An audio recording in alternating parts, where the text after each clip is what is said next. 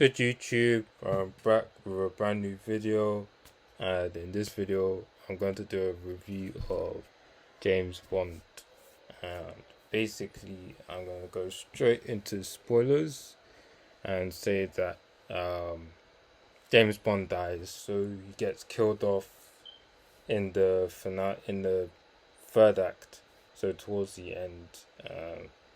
This movie is also directed by Corey Fukunaga, or maybe I pronounced it wrong, or Wui Fukunaga. I'm not too sure, but so this movie stars Rami Malek as its main villain. It's got Naomi Harris, Ralph Fiennes, and lots of big popular Hollywood actors as well, and of course Daniel Craig as James Bond, and this is Daniel Craig's last outing as James Bond. So basically, this movie kicks off with right after the Spectre, where James Bond takes off with his lady Madeline, and then they go off to a different country abroad. They start living together. Afterwards, what remains of Spectre, right? If you remember the Spectre ending, the head of Spectre,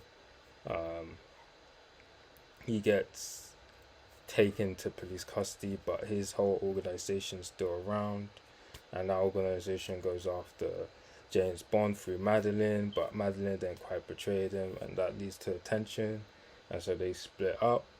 And so then 5 years later, in 2020, which this film was originally supposed to come out release but got postponed because of the COVID pandemic.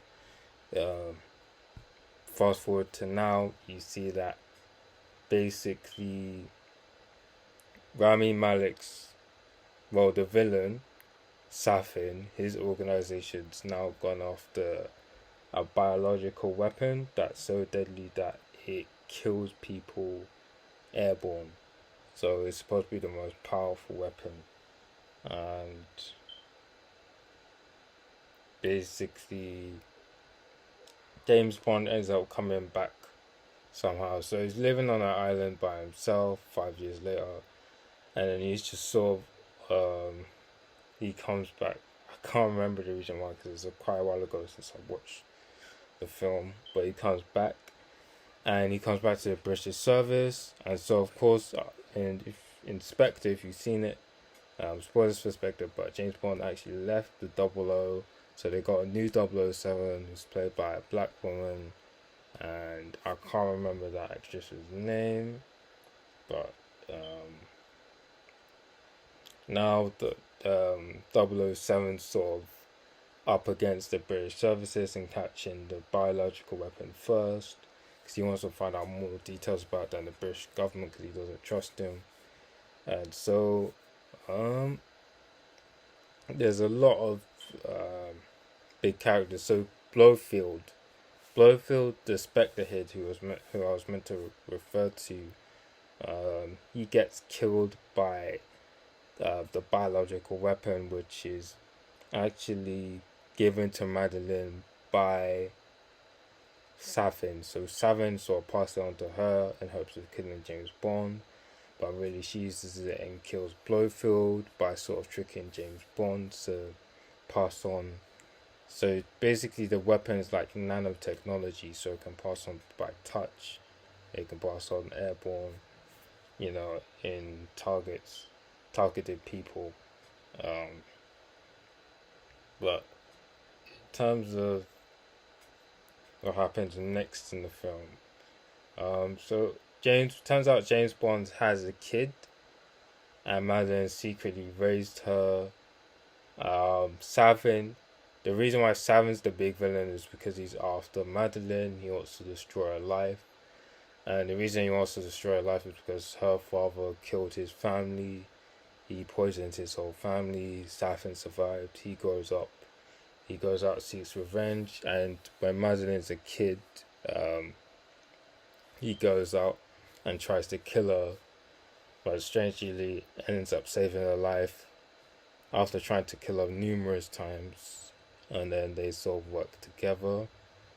But what else? There's there's lots of big moments. I think if I was gonna rank this amongst the James Bond movies, this would be, I'd say, Skyfall's my favorite, Casino Royale, then this movie. But I didn't like the idea that um, James Bond got killed off. So he actually gets poisoned and blown up, and of course he gets mourned. So, but it's Daniel Craig's last outing, so people can have different opinions. I think what do I think of the new 007 being a woman? I thought they didn't really make a difference because the film still focused on James Bond. So apart, I think there's definitely lots of really good action scenes. They also got Anna de Armas from Blade Runner, Knives Out. So yeah, I thought the action scenes were pretty amazing. When Savin faces off against James Bond, he's not exactly a big tough villain. Yeah, I mean he manages to shoot James Bond a lot, but um, I think what problems I had with the film, I guess, um, not much really. Uh, they really have any problems at all apart from the fact they killed off James Bond, which is one of the biggest film characters of all time. So you don't really just kill him off. Yeah, I would have thought he had a good ending, but that's just me. So, tell me what you think in the comments. So please comment, like, and subscribe, and please share.